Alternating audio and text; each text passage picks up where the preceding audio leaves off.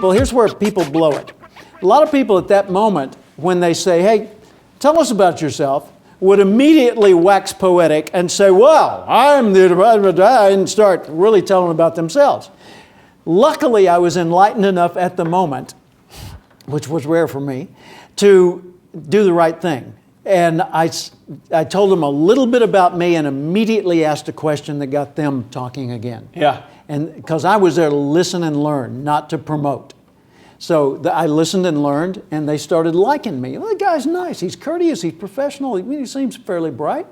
And so I got more involved. Then later in the day, there was the first ever Speaker Hall of Fame induction ceremony. Oh, wow. First ever. 1976, Louisville, Kentucky. 1978. I joined in 76, and the meeting was in 78. Louisville, Kentucky, and at the Galt House Hotel. And the keynote speaker was Zig Ziglar, one of the newer speakers on the circuit at the time. And he blew them away, of course. Well, I couldn't afford the $40 for the luncheon because it was an extra enrollment. So I went across the street to a street vendor and bought a hot dog and came back and stood in the hallway outside and listened through the door. I did. And I listened as all these people were doing what they were doing, and they were inducting these people. And I remember a man named Nick Carter from Nightingale Conant Corporation was accepting the award on behalf of Earl Nightingale, my #1 major hero, who was not at the meeting physically.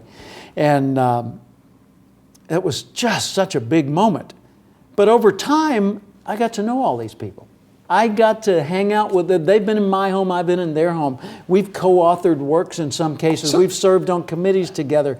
We've gone to dinner and told stories. So my favorite author, everyone knows, is Napoleon Hill. Yeah. And then you're like, and the 17 success principles. You're in the audio.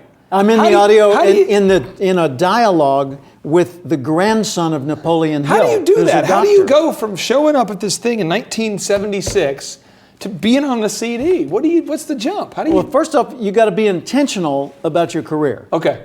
That means that you've got to think about it and intend to do something and actually take the steps to make it happen.